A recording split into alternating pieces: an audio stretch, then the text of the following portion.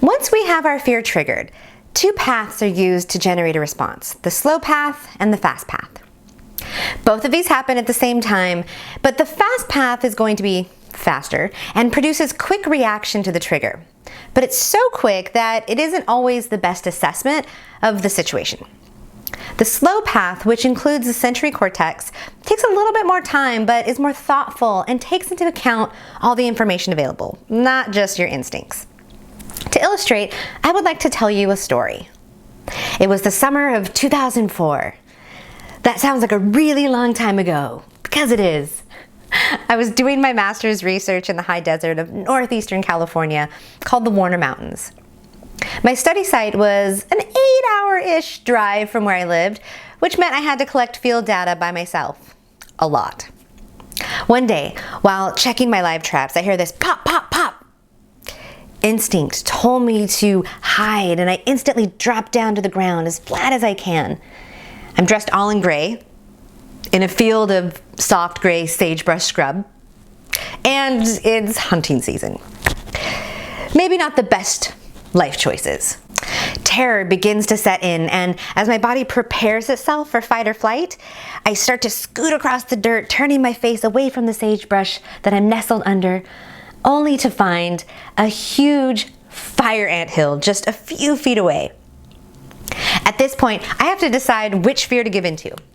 The very real, in my literal face, fear of stinging red fire ants, or the perceived fear of the kind of people that the hunters that were shooting at me would be. With the fire ants, I knew what I would get. It wouldn't kill me, but it wouldn't be pleasant. With my perceived unknown fear of the hunters, I didn't know. Maybe they were shooting at me by accident because they didn't see me. Maybe they were shooting at me because they did. Questions scrolled through my mind. What would happen if they found me? What would they do? With the roar of the ATV engines echoing through the plateau, I had to decide.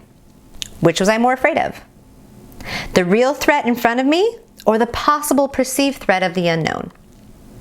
The fast fear path had me dropping to the ground and hiding under that sagebrush while kicking my fight or flight into response into high gear.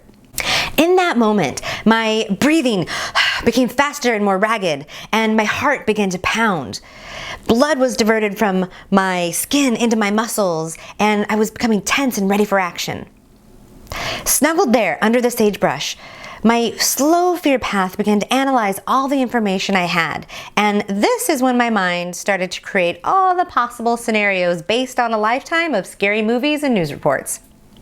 I looked over at the fire ants, just 2 feet away, and decided to stay. I stayed hidden because my slow fear path decided that the reality of being stung by fire ants was way better than the imagined possible stories about what the unknown hunters would do if they found me. In that moment, I chose perceived fear over reality.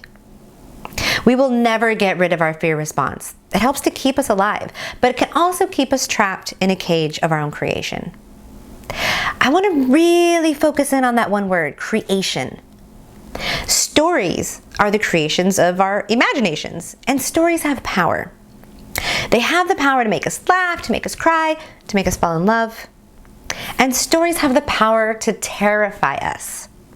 This is why we watch scary movies, right? But if you think about it, so many of our fears are rooted in the stories we tell ourselves. These stories, created by our imaginations, usually live in a future that may or may not ever happen. Yet to our brains and our bodies, they can feel so real that we don't take that new job, or ask that cute person out, or say yes to giving a talk in front of hundreds of strangers. But if we rewrite the stories, then we can make them what we choose.